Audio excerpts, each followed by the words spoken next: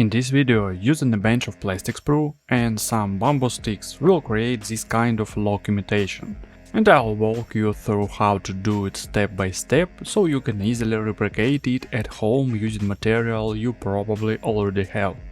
Today I want to show you how to make a log imitation that you can use to decorate your vehicles, dioramas, miniatures and more. But first, let's take a look at the tools we'll need. First of all, we need plastic sprue. Any plastic sprue will do. We all have them if we build scale models.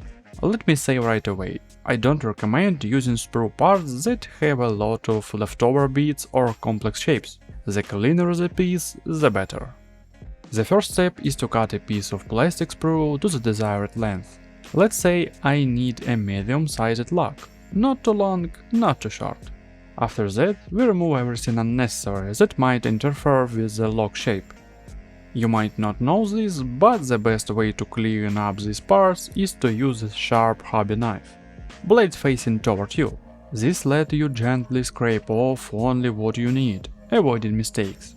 This is the result, a perfect blank for creating a log.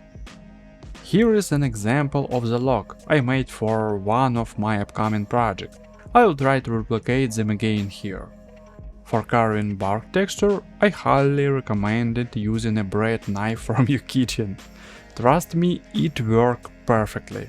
But please don't tell your mom, wife or girlfriend that I told you to use kitchen knives for dioramas. I am not ready for that kind of hate. To mimic bark texture, lightly press the knife and scrape the plastic. I recommended scraping around 60–65% of the surface. Why? Because short strokes give you clean, consistent lines. If you scrape the whole length in one go, the knife tends to wobble and create wavy, uneven lines, which ironically look more realistic.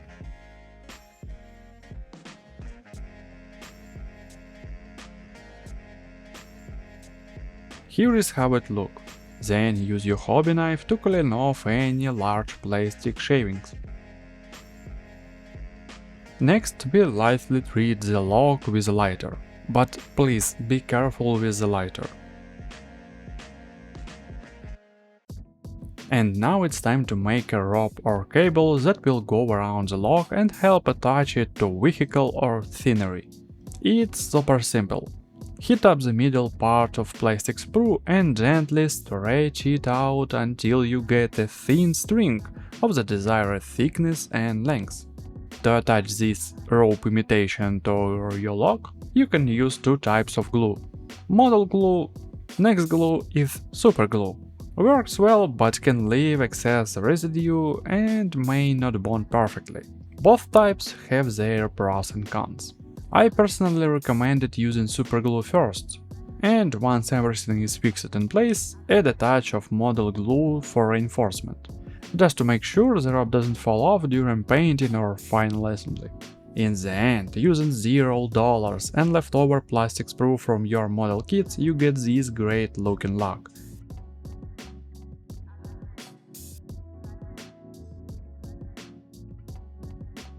Now we move on to another method for log imitation.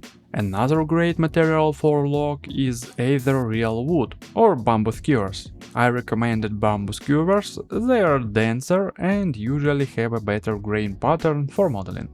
However, bamboo is slightly harder to work with than plastic. With plastic, just a few knife strokes are enough to reveal texture. With bamboo, you'll need to press harder and shape more, but it's worth it. For the bamboo log, I used fishing line to imitate rope. Since fishing is one of my hobbies, I always have lots of lines. Attaching this line is similar to the previous method, but with one key difference. Only super glue works here. Model glue doesn't react with bamboo or fishing line. Here is what it looks in the end. Sometimes I even prefer bamboo because it's easier to show a cut tree effect on real wood. Though honestly, it's also very doable on plastic sprue. Before we move on to painting, let's talk about the third method. This one is by far the most complex, the most time-consuming, money-consuming, and the most labor-intensive. especially if you don't have any prior experience or 3D printer. First of all, you'll need any kind of 3D modeling software, preferably one that allows sculpting. Personally, I use Blender, because I've been working in it for quite a long time, probably more than 8 years maybe.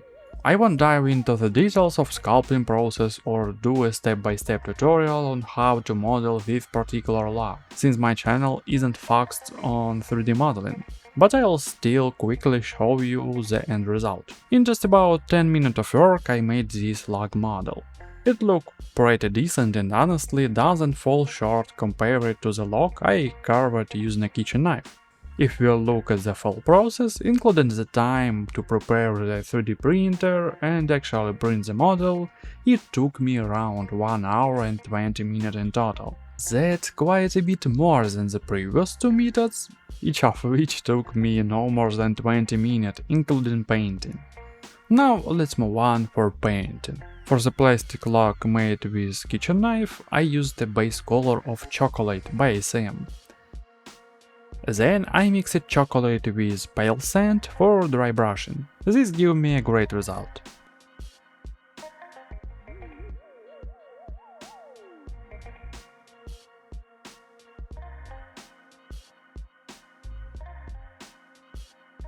After that, I painted the rope in dark gray, and then highlighted it with light gray.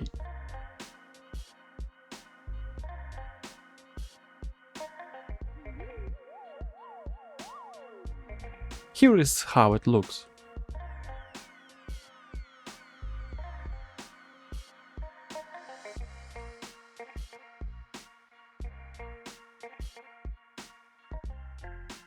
For the bumble log, I went darker, base color black by SM, then chocolate for dry brushing and soft highlights. Carefully added some lighter touch with a dry brush, and here is the final look.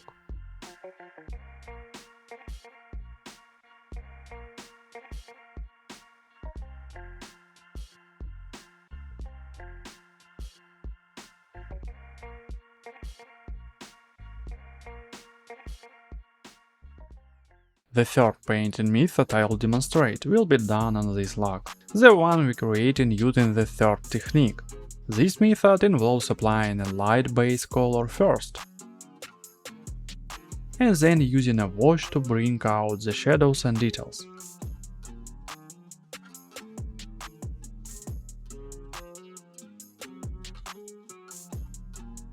After removing the excess wash, we move on to painting the cable. Yeah, this time I decided to use a metal cable instead of rope, and I'll show you exactly how that looks and which method I used to paint it properly. For the base we use dark rust or medium rust, and for highlight we use light rust. As I said previously, all simple.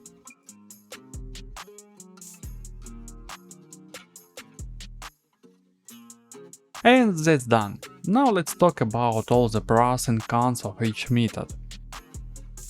Let's start with the first one, simulating a wooden log using a plastic sprue. I honestly think this method is the most ideal. You don't spend much time making it, you spend nothing at all in terms of money, literally zero, so it's safe to say this method costs $0 to make and look awesome.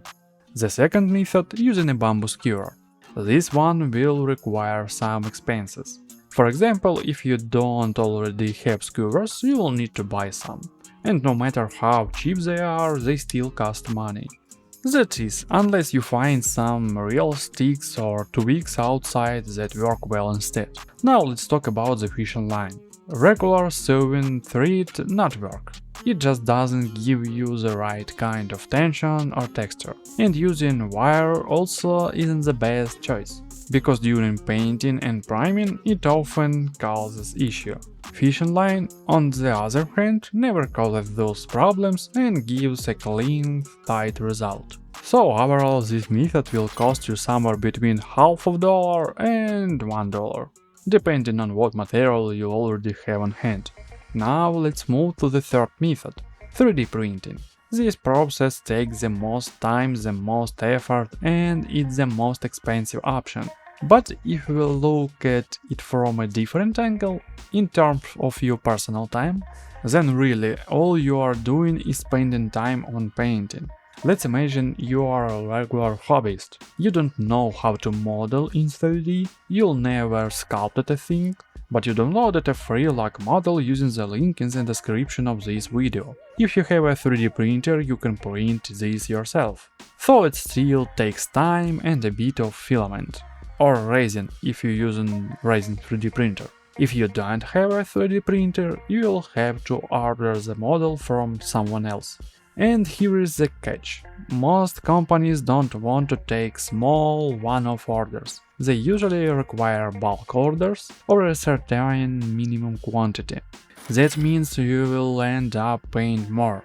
So yes, the 3D printed method has every right to exist. And it's absolutely usable, but I wouldn't say it can fully replace the first method. Not completely. And that's it, my friends. This was a short video, but I hope it will be helpful to many beginner modelers. I remember when I was just starting out, I had no idea how to make decent looking logs. And I think this technique is more than enough for a beginner level. So if you found this video useful, leave a thumb up, comment or ask any question. I'll do my best to reply and help out. As always, this was Vlad from the No Quality Dioramas, all useful links in the description, including my Cal's 3D page with ton of 3D models for World War II period, modern conflict and even fantasy or D&D themed dioramas. So thank you for watching, my friends, and see you next time!